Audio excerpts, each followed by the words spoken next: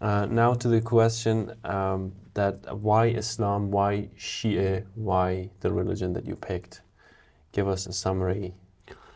Well, to summarize it all, as you mentioned, I would say that God sent us people to help us along the way.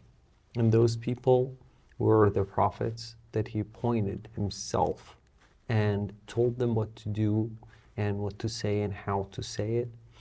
And they were enough for people of their time, and they could help them.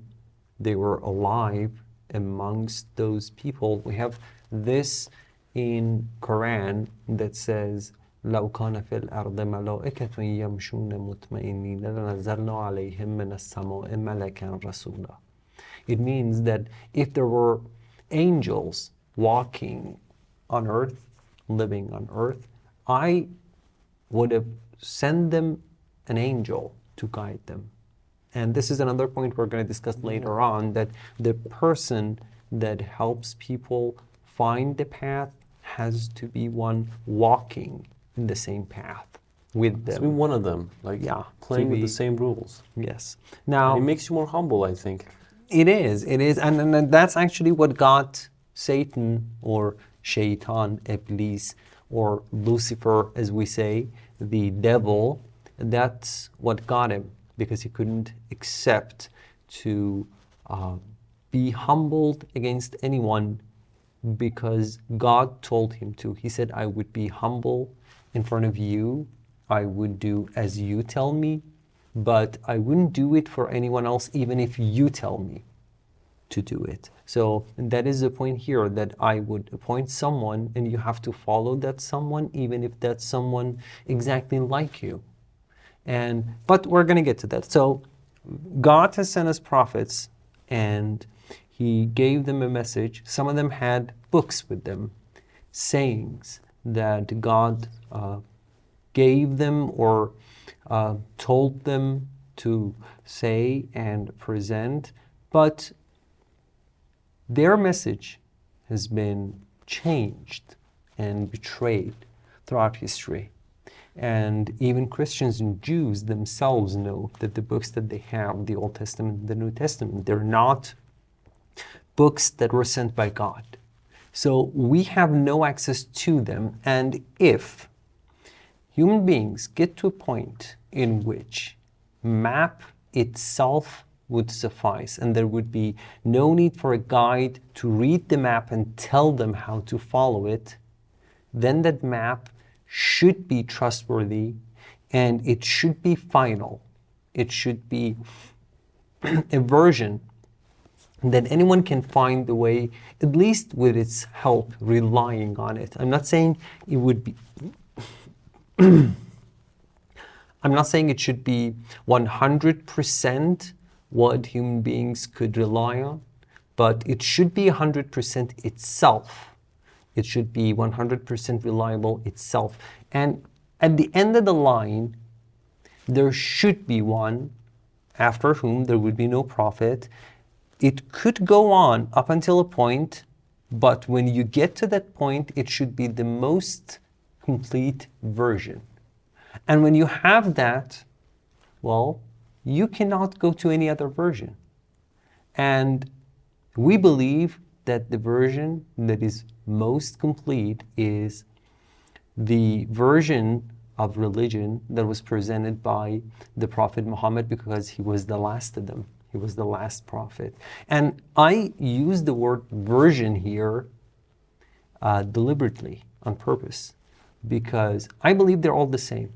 Yeah. Some are more complete, some less, and some cover a greater area, some smaller. But in the end, the message is the same, just like the goal is the same, the destination is the same, and the routes differ, the level of details presented in the map differ, but destination is the same. So the Holy Prophet Muhammad is the last of them. And I'm not saying that because of the history alone. Now, history is a testament to this. And we have these texts and these things that could help us realize he was the last prophet. But when I look at Quran and I look at what we have today as human beings in a connected world in which we have access to information from almost all corners of this globe, this earth, we would see that there's no prophets, no real prophets living amongst us today. So there must be one at the end of the road of those prophets, and there must be a guide for us. And when I look at this Quran and the rest of the books that are out there we have access to, and I read them, I see that it fits my understanding of religion, that it is not in conflict with itself. The basics, the premise based on which this whole religion is built makes sense. And that is the point I want to emphasize on here. And that is the whole thing for me. That prophets were sent to human beings up until a point at which the minds of human beings had grown to a level that could understand the most complicated messages they needed to understand in order to find their own path. And you mean without miracles and yes, and without someone who would rationality? Yes, and without someone who would directly explain everything to them, they wouldn't get 100% of what they need. They might get a very small portion, but that small portion covers the most important areas they need, and it isn't in conflict with itself, because I have looked at many different religions, and the mainstream religions is Judaism and Christianity. And when I looked at them, I see that there are these flaws in their narratives, and there are these points of contradiction that you cannot solve.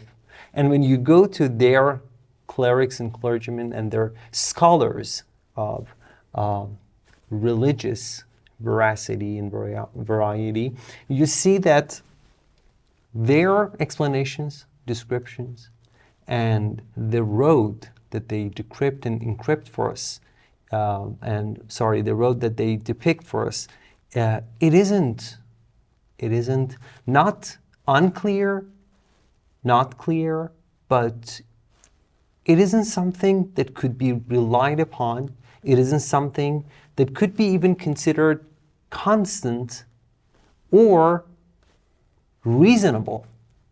So I say it couldn't be it. It couldn't be that final version. But when I go to the premises of Islam and what it tells us about God, I see that everything from start to finish isn't in contradiction and in conflict with itself. And that is what does it for me. Now, we have to get to those premises, to those foundations, and we are going to get to them, but we see this world, we understand this world through the lens of our perception, our minds. And this is what we have to rely on in order to get a better understanding of everything that is going on here and everything we're supposed to be doing and everything that is good for us. And what I see here, based on the logic that I can muster up, is that this is the last one. And I'm going to get to the details of that. And then Shiism. Because again, when I enter Islam, I accept it based on the foundations that I accepted God and prophets and the Holy Prophet. So when I go to other branches like Sunnism and Wahhabism and whatnot, I see that they have forgotten those foundations or those foundational elements based on which they have built the belief of Islam. And that tells me that they cannot be right. Because again, you get to a point, you say, for instance, after the Holy Prophet came, there was a caliph like Abu Bakr, and then came Umar and Osman, and then came Imam Ali. And they say because Abu Bakr was a follower or a disciple, those followers who lived and became Muslim in the time of the Holy Prophet himself, because he was one of them. He was accepted as a caliph or the successor of the Holy Prophet. But then I say, okay, so we believe he's the one to follow because he is one of the Holy Prophet's disciples. Now, his words and his actions were in contradictions with themselves and with those of other disciples of the Holy Prophet. So if I am to follow this person because he's a disciple of the Holy Prophet, and there's another disciple of the Holy Prophet who says the exact opposite of what he's saying, then I'm left with like the toss of a coin. Yeah. I don't know which one to follow. This is contradiction. So there's no righteous path. There's no right, and there is no reliable path. So again, I'm lost. And if it is to guide me, if it is to be a map to show me to the destination I'm looking to go to, then this couldn't be the way. And then I go to the Holy Prophet himself. I believe that he has to make no mistakes. And then I see that he has said this repeatedly throughout his life, that the person after me should be Ali. And the Sunnis and Wahhabis all have these narrations or hadiths in their books. Countless narratives. Yeah, that point to Imam Ali being the successor of the Holy Prophet. So if you have this person who doesn't make mistakes, based on our beliefs, that again comes from logic. It doesn't come from narrations. It doesn't come from what someone says or said. It comes from logic that he has to that make. part, but yeah, go on. Okay, we can talk about that later on. But when we have this person saying these things and it is repeated over and over and over again, up to a degree in which there's no doubt that he has said this many, many times, that he is my successor, he's going to be the one who is to lead your community after I go from this earth to whatever, to wherever, then you cannot leave that person and go to another person. And there's the reason that there has to be a successor and it has to continue up to a certain point, and that reason is the same reason we need prophets. And we're going to get to that in another discussion as well. No, thank you. That was very good. And my understanding of, I'm going to answer the same question, why Islam, why Shiism? My understanding is that when you enter Islam, when you accept Islam, which means acceptance and surrender. Yeah, that's to the will of God. Yeah, and there are verses in the Quran that says Atiullah wa atiur Rasul wa ulil amri minkum. Like, say yes to God, worship God. Ati, or how can I translate it? Like, do whatever he says. Obey. Obey God and obey the Prophet and obey the people who are responsible on you and for you. And after the Prophet, everything from now, like if you accept Islam, now it's what God says, not my logic. You have to be logical in every aspect of your life. Like, for example, the authenticity of the Quran. If Quran is tainted, is not properly preserved, it's not to be trusted. The Prophet himself, if he's fallible, like I can understand in his personal relationship with God, he makes some minor errors or mistakes or whatever. Let's call it even sin. I don't care. But in relationship to me, if you say he's the best of you and he's my appointed person and you're going to trust him, I'm going to say yes, okay. If you say he's the best of us, if I accept God and he says the Prophet is the best of you, I'm going to say yes, even if to some degree he's not infallible. Like we're going to talk about infallible and fallible in a separate video, but the idea that God sends prophets, people like you, that you should follow, is repeated over and over and over again throughout millennia. Like, the first message was through a prophet, and the last message was through a prophet. There were sometimes books, but there were always prophets. Even like, you can't have a book without a prophet. Let's put it this way. And the book is always to carry different meanings, to be ambiguous. We have a verse in the Quran that says منه آيات محكمات وأخر متشابهات. There are the verses that are definite, that are clear, and there are the verses that are mutashabih, which means they can carry different meanings.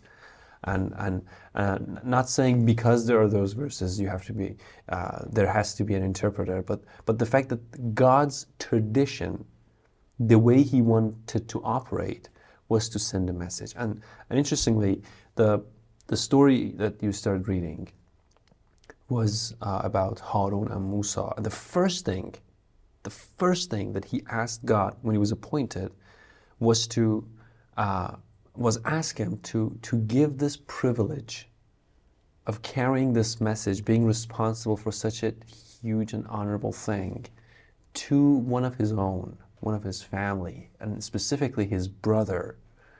And he was to be his successor, his caliph, his secretary, his prime minister, whatever term you want to call it, political or non-political. But he was to do the same thing. And it doesn't matter their position to God for us. Like Moses is apparently better than Harun in rank. But when it comes to us, we need to follow the word of Harun as well as we need to follow the word of Moses. Like he was what we call ulul azm. We have prophets that were, there's this verse in the Quran that says about Adam that وَلَمْ نَجِدْ لَهُ عَزْمًا, we didn't find any determination in him. Like, is it a good translation? Like he wasn't determined and he wasn't like established, or let's say he wasn't, I don't know how to translate it. Well, the wording means what you're saying. Determination. The will and determination. Will would be the better translation. But we interpret it in a different way. We say those are the prophets that had their own religions. Some prophets just came to guide people, but they were actually promoting the religion brought upon by another prophet. So like Moses comes, he brings this Judaism belief system, this religion of Judaism, and other prophets come to promote this religion amongst people. So those who have their own religion and they promote their own religions, they are ulul azm, as you mentioned, and others who do not do this, who do not have this. And there's this thing that keeps happening in the Quran, that when the next prophet comes, the followers of the previous prophet would be against him. Like, I can understand why, because if there is a plan and the prophets are going to die like every single one of us, and there has to be a prophet to carry the same responsibility, then why wouldn't you follow the same chain and the same lineage? Like, it's the same message with some differences, because it's God's plan to make it just a little complicated so he can test you a little more. لِيُمَحِّصَ اللَّهُ مَا فِي قُلُوبِهِمْ, so that he can distinguish between the ones that are genuine in their beliefs. Okay, let me give you an example that would clarify this point. I was trying to help my daughter with her homework, and I was trying to tell her how to write down a specific word. And I told her, if you want to write, for instance, madrasa, a word in Farsi, you have to write it like this. And then she told me that no, I shouldn't. My mom told me to do it this way. Now, this is a perfect example of this situation. Now, I know what I'm saying. Her mother knows what she's saying. And she has tried to help her in a specific way. I'm trying to do it in another way. But these are not in conflict with one another. In a specific word that you're doing it right now, it would be better to do it this way. But the mind doesn't comprehend it. It says, if I am to follow the instructions of my mother in order to get it and do it right, so I have to do it. And if anyone says anything in contradiction with that, I'm not going to follow. Now, the mind of the child cannot comprehend that these are the same message in different clothings.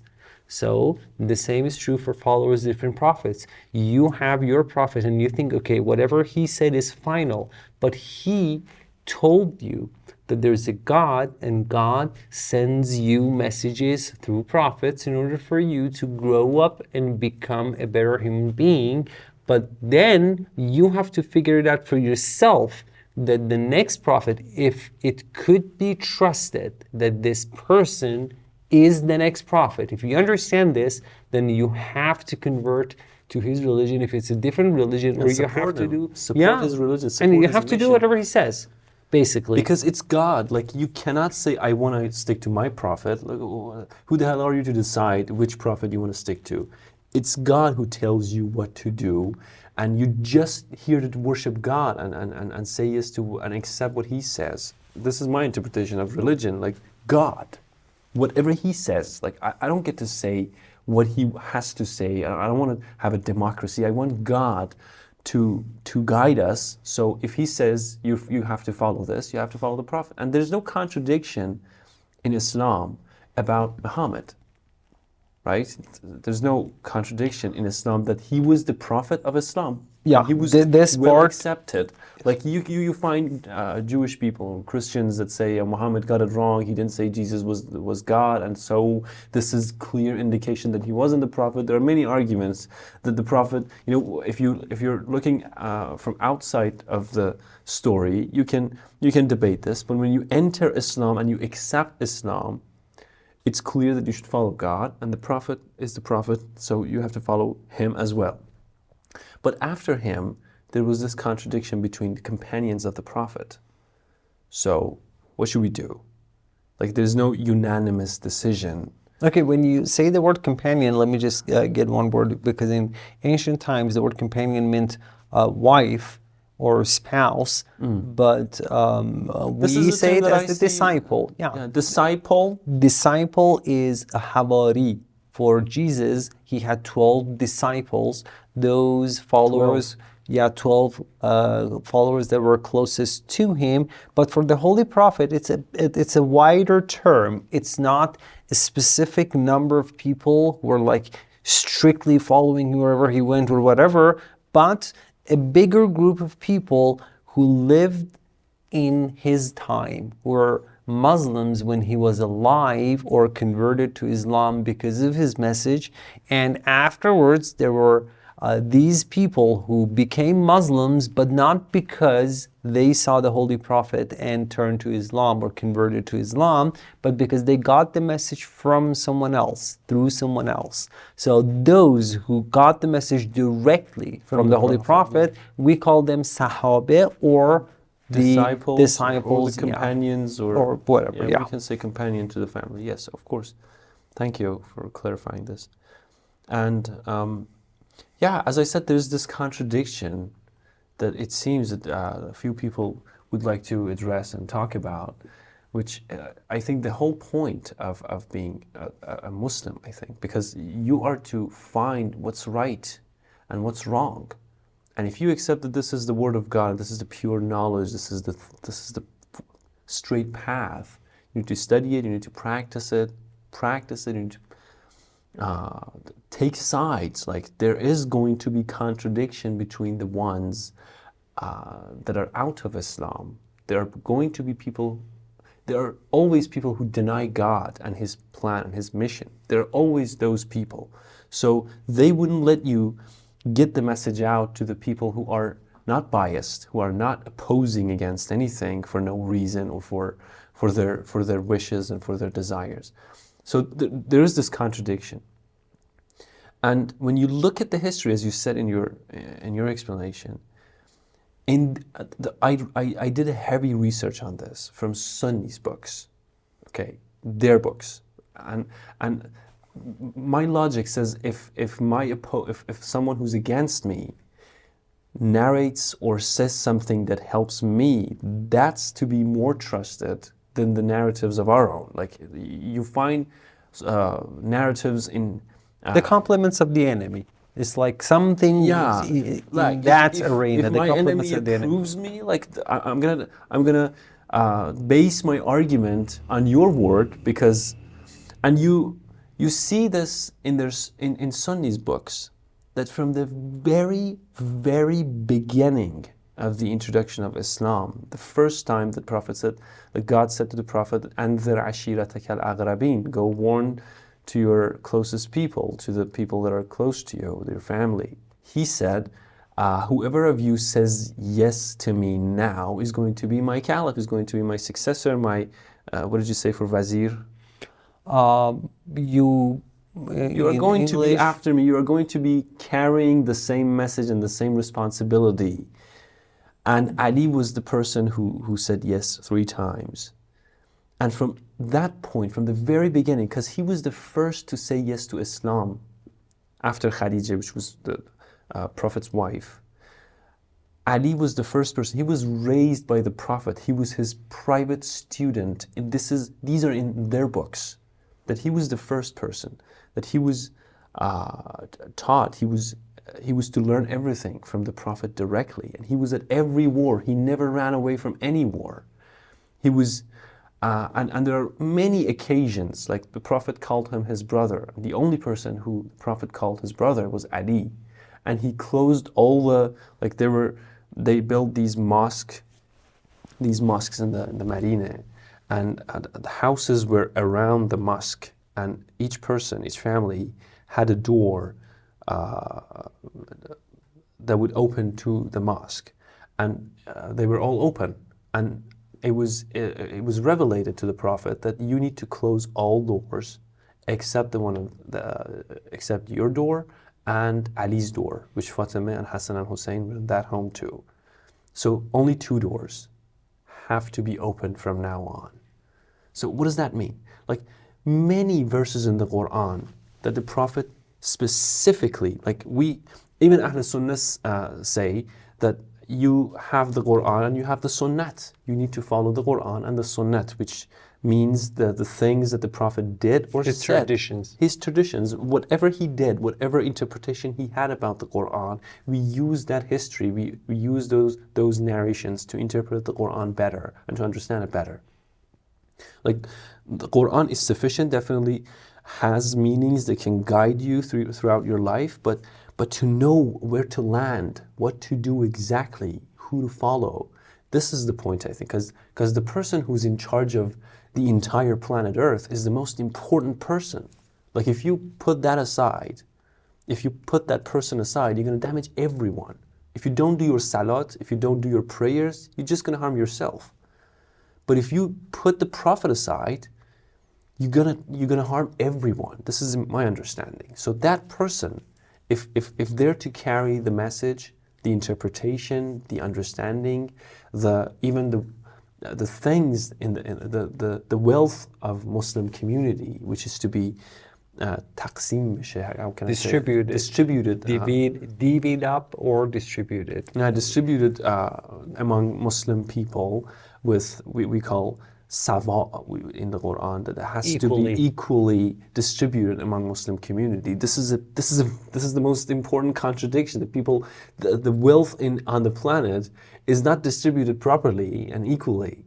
So one of the responsibilities that they had was to distribute this properly, which is a very important thing. You're getting into the details that are because details are important. No, they are in need of clarification, because yes, that thing, that possessions of the Islamic government had to be distributed amongst Muslims equally, but there's a point. And even the people who are in under the flag of Islam, we call people who are Muslim and people that are in ahd of Islam, which means Jewish people, Christians, the people who are not against Islam openly and honestly, but just they don't want to be Muslims, but they're inside that community. There is peace in Muslim communities. The first person who had this contract with Jewish people was the Prophet.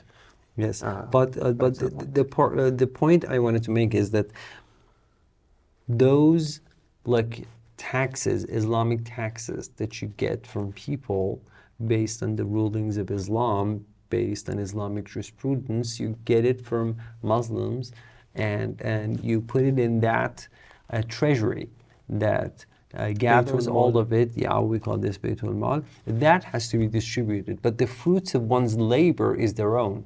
Ownership, that is respected. That is, you could work, you could become a rich person. It's all very respected and accepted in Islam, and no one has the power to get anything from you against your will. It is prescribed that it would be a good thing if you help others.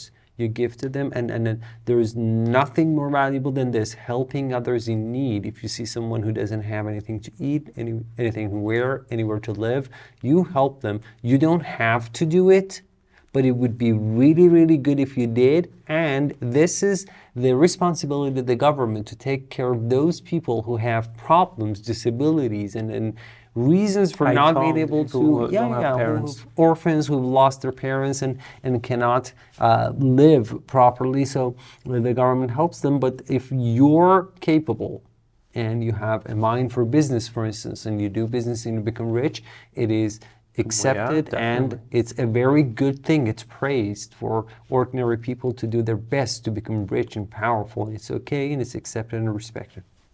Yeah, I don't necessarily agree with that part. That it is recommended to become powerful or rich. I don't know that. If you say, I'm going to take it, I'm going to assume that it's your personal interpretation, because I've seen verses that would indicate otherwise. But we'll get into that later. Not that being rich is bad, but that it's not the point, and you don't need it. Yeah, of That's course. what It's I not believe. a You don't point. need it. No. الذين يكنزون الذهب والفضة ولا ينفقونها في سبيل الله. Yeah, it says if you're gathering, amassing gold and silver, which means wealth, if you're gathering wealth, and you're not giving it away for God, which means you're not helping poor people with those amassed gold and silver and whatever, then you're not a good person. Yeah. And there are very bad descriptions of those people who do such a thing, but it says you should do it. To my belief and my interpretation, it is actually in our narrations that you should try your very best. Imam Ali has this It's one of narration. the signs of wise people. Yeah, Imam Ali says live. This is one of those. There are many famous quotes and famous sayings that are repeated and cited and recited in Western culture that are actually translations of our narrations. Yeah. Like this one, that it says, Imam Ali says, live your life for this world as if you're going to live forever. For the next one, as if you're going to die in the next moment. So you do your best in this world to, do business and Build an empire that will and last build. forever. Yeah, as if you're not going to die ever. But remember, That's a good one. being bad, doing bad things, hurting others, lying, cheating, doing bad things, that's the thing that would destroy your life. In the next one, that's the map that I was talking about in our previous discussions, that don't do those, but do your best to be good, but be as good as you can. Have everything in this life. Enjoy your life. Even God tells Holy Prophet, which is actually a message to the whole world, why are you not enjoying yourself and benefiting from those pure things that God has given you in this world? God has given you the beauty of your spouse or of the opposite sex. God has given you fine food, delicious food, drinks that are really enjoyable. Go out, enjoy them. Yeah, have fun. You are here to live and lead a good life. So go and do it. Just don't forget that this isn't the purpose. You're not here just to eat and then sleep and then sleep with others and then drink and so on and so forth. But do not take those things away from yourself. God has created this world for you to benefit from. Definitely. So just There's go out this there and do narrative it. that says that 1/4 of your time has to be to please yourself, so that you can do the hard things that you're supposed to do, because you need that joy to be able to Be a productive member of the society. Yeah, definitely. And there is this quote in the Quran that says, "Inna kathiran min al-ahbar wal-ruhban." It says that yasudduna an sabilillah. It says that there are people, scholars and followers and advocates of a religion, ahbar wa ruhban, which means ahbar for Jews. No. Ruhban is For Jews, and ahbar for Christians. For Christians, which is habbari. Ahbar actually. Ahbar, ahbar wa ruhban. And so there is this thing that, so you can't trust all the scholars. They are to be questioned. Their authenticity, their we put that aside. Sorry, I think I got it backwards, because Ka'b al-Ahbar was actually a Jew. So I think Ahbar is for Jews, and Ruhban for Christians. Rahib Haye Masihi. Definitely. So there's this thing that scholars get it wrong, and they presume that they're right, and people trust the scholars because they're quoting the religion, and they give the credit from the religion, and so they trust, and they give their wealth to them, and they would betray their wealth, and they would keep them from worshiping God. They would do things that would oppose the purpose of God, that would be against it in some sense. So we put them aside. We cannot trust them. There has to be the Prophet himself. And there's this question, did he appoint someone after himself? Now, this is where the story gets interesting, because in the Quran you see many indications that the thing that God promised his prophets wasn't money, wasn't wealth, wasn't kingdom, wasn't to be the highest authority like Solomon. He was the king. He owned the most powerful everything. person, not only human, but jinn, which is the other creature, like the kind of powers that genies, the kind of power that we've never experienced, like genies, like they were under his obligation and they were in his territory, and he would use these other creatures to send the message out and to establish the word of God. So, but that's not the purpose, because there were other prophets, and the kingdom wasn't the end of it. It was the message. So you see that these people, prophets, don't ask for wealth, don't ask for money, because they're going to leave this planet and the world after, apparently, from the description of Quran, we don't have money there. We leave all things behind, and we just, us with the things that we've done. So they want these privileges, these positions, these, let's say, I don't know how to say it in another way, how to put it in another way, but privilege. I like this word to indicate what I mean. Yeah, we switched cameras. We ran out of the memory card, so I'm gonna finish my conversation, and it's actually midnight, so we're gonna finish it. I was saying that. So there's this thing. There's a sign that it's not gonna end. There were prophets after prophets. There were people after people. The message was sent through each and every one of them. And they were to leave a legacy that somebody else was responsible for. We have the story of Jesus, that he had 12 trusted people. Disciples. 12 disciples. Jesus had these people. And Moses had these people. The first thing he asked was to have this privilege. And Abraham, which was the most important prophet in the Quran, which was that he had this religion that was so pure. He would trust God with his life. He would even kill his son. He would sacrifice everything for God. And so he became imam in the verse that I'm going to put on the screen. And the first thing he asked was can you give this to my descendants, to my sons? And God says, no, we're not going to give it to the people who do transgressions or who put things out of their place, out of their actual place. Let's say zalim, we can interpret it in different ways, but I think the general meaning was this is only for you. Wrongdoers. Yeah, wrongdoers, yeah. And it's not going to be for everyone. Even if they're prophets, they're not going to be imam, let's say. So they want these privileges, and they care about their family doing the same thing that they were doing. And And Prophet actually, we have some narratives that the Prophet explicitly told their disciples, his disciples, to follow his family after after him. Many quotes, countless numbers that the Prophet said that Fatima, which was his only daughter, is appointed by God to be this authority among you, that if she gets angry at anyone, I'm going to get angry at them. And if I get angry at anyone, I'm going to put it on the screen. God will get angry at them.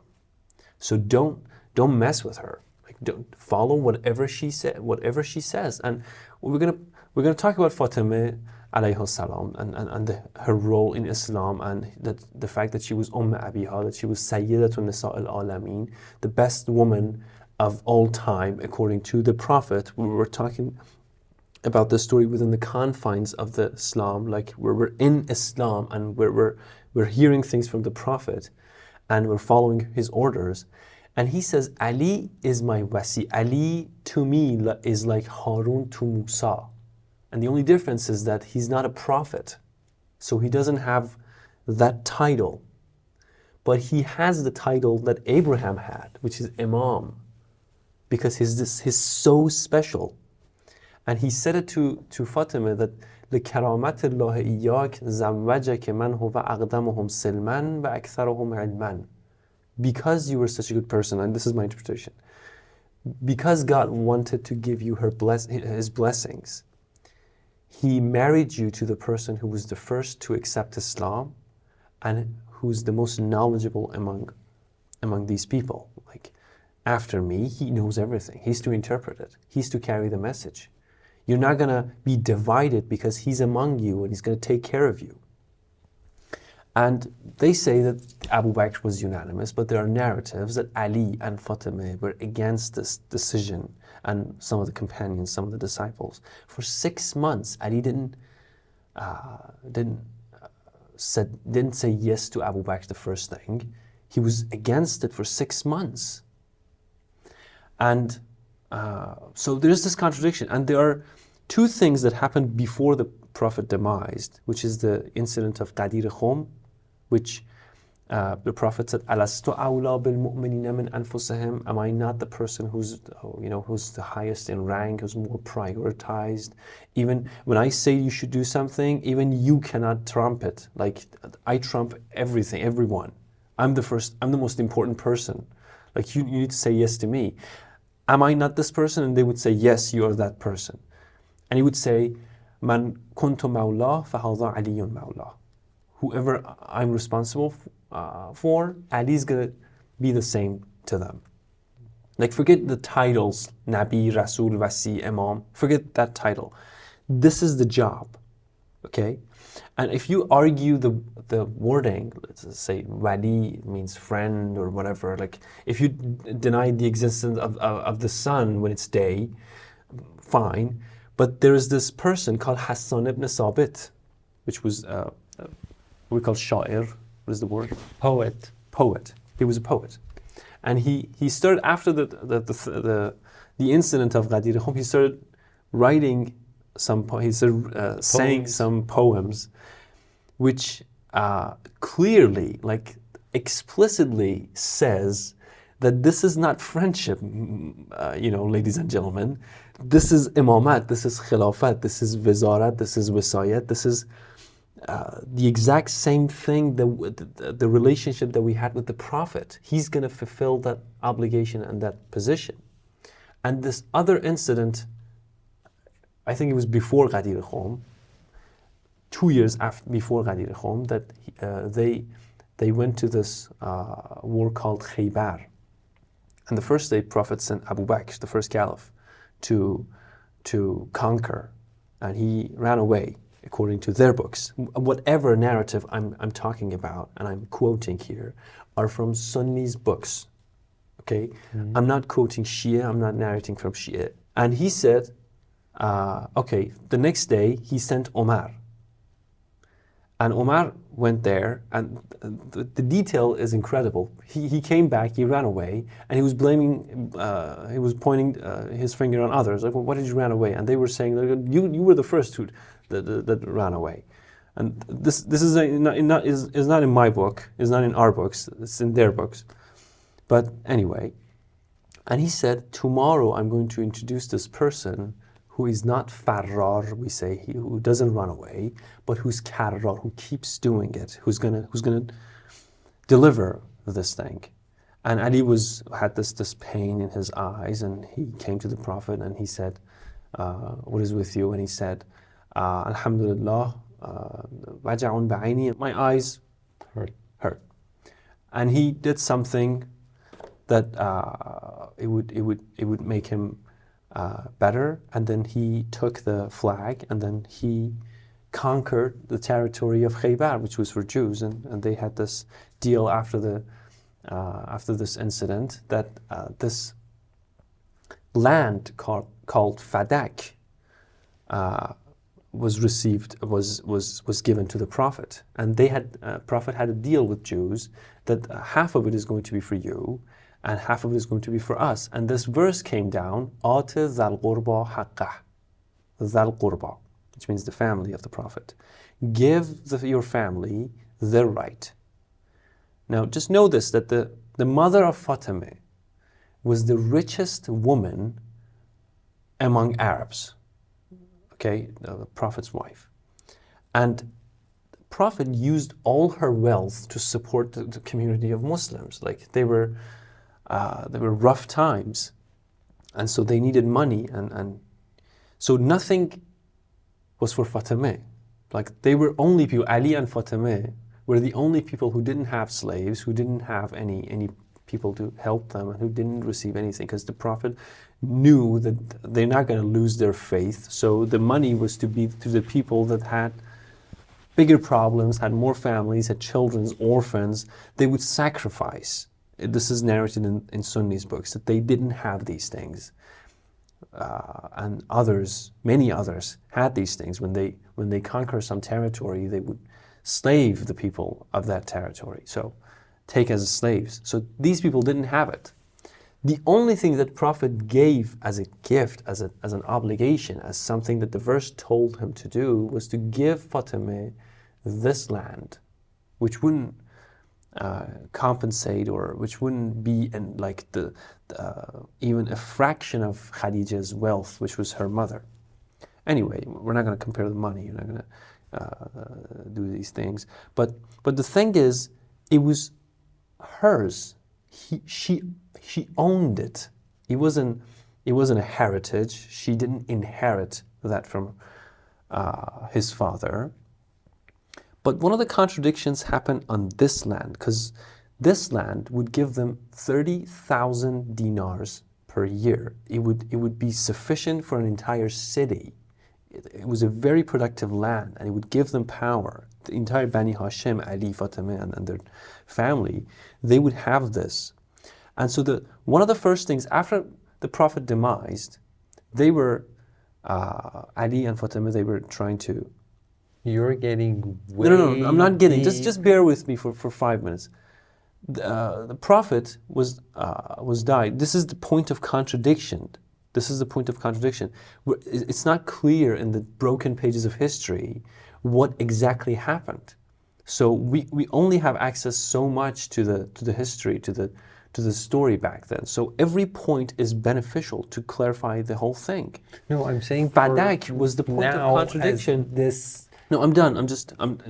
These were two quotes that I wanted to say. Ghadir Khom and the incident of Khaybar, which Prophet again said that Ali was Harun to Musa. Ali is like Harun to Musa. Ali to me is like Harun to Musa. Ali to me is Aaron to Moses. Yeah, and Hassan ibn Sabit again in that incident wrote some poems and started reading them out loud that would clearly indicate that Ali was Imam and the Caliph. They knew it.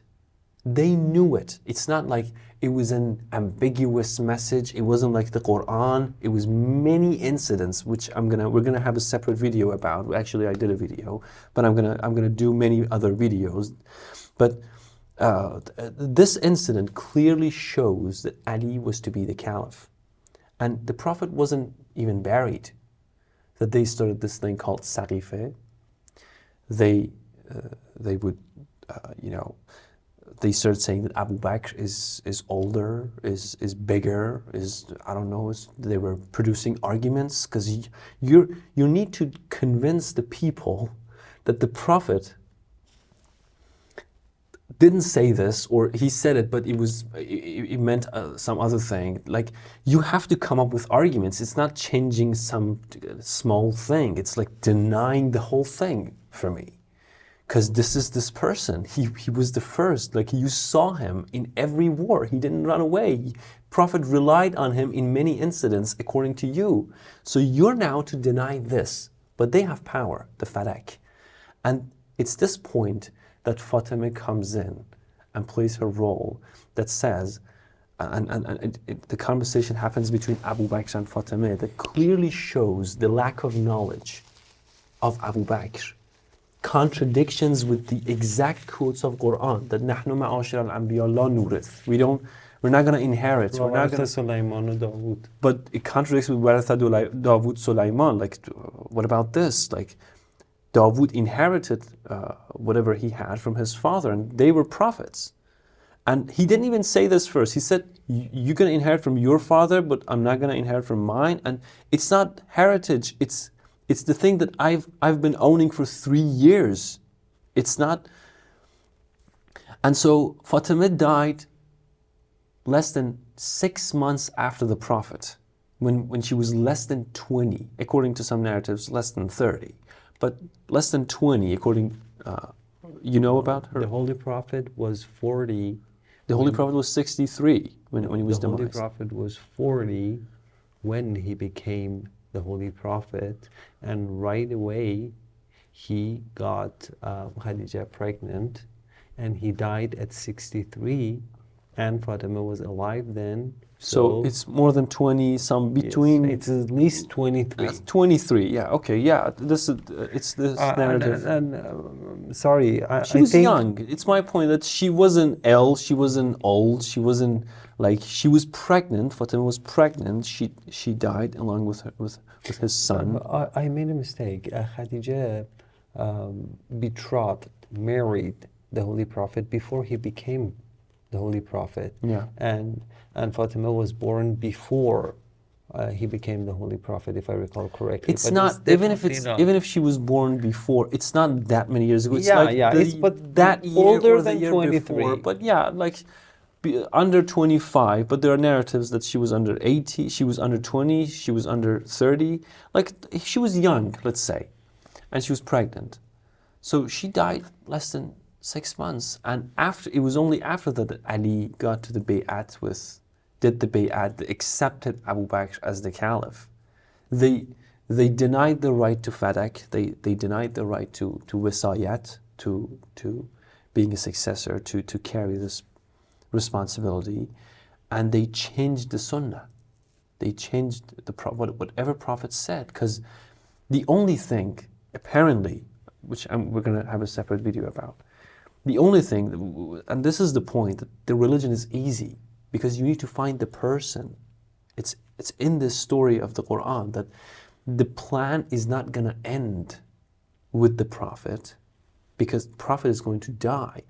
But the mission, the establishment of God's kingdom and they're the servants of God, the worshippers of God, having this community, having this productive, this peaceful, this friendship that they can have, this trust that they can build together, the distribution of wealth and, the education and stuff, which even Christians and Jews say that Islam was the reason we learned so many stuff. It was the scholars of Islam that we learned from.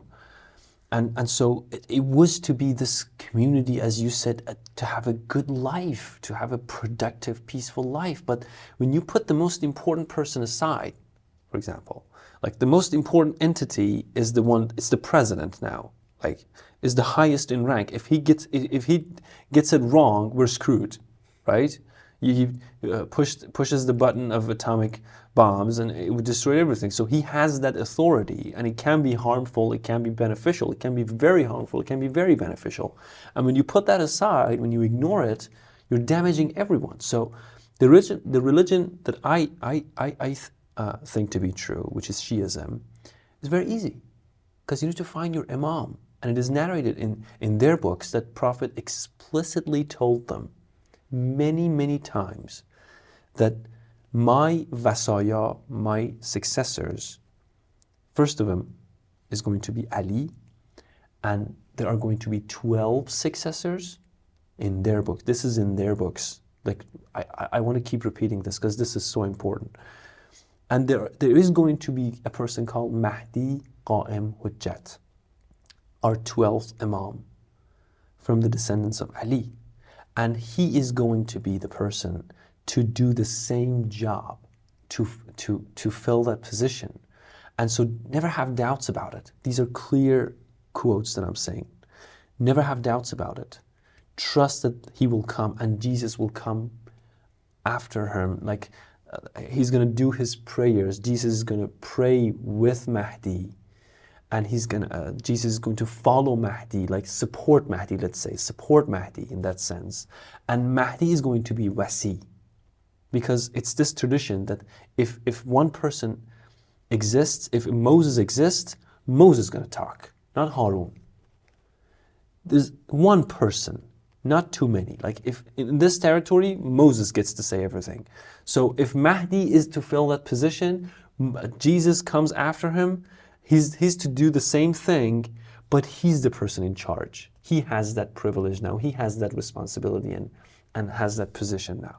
So for me, it's like, it makes total sense. You look at the story of the Quran, and you see that prophets ask for this privilege, that their descendants have the same thing, have the same privilege.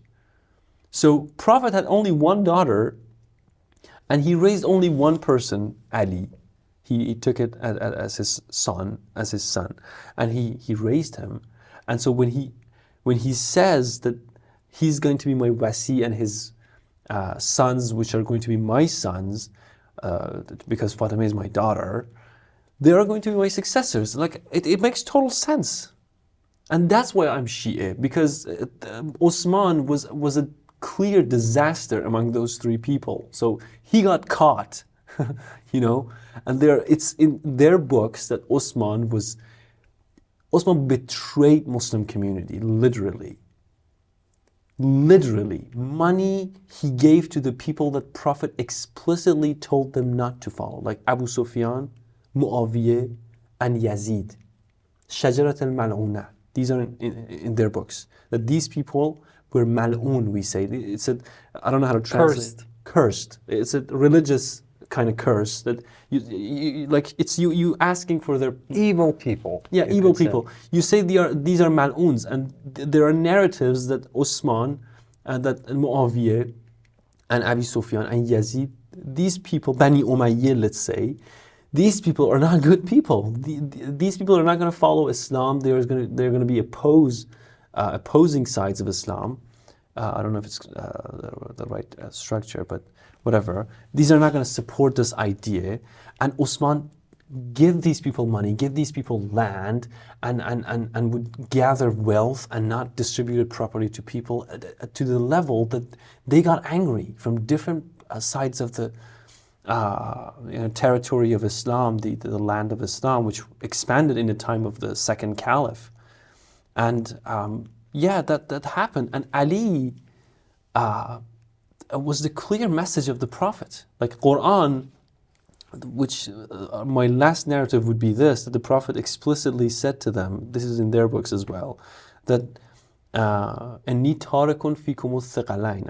I'm gonna leave two heavy things. Grand things.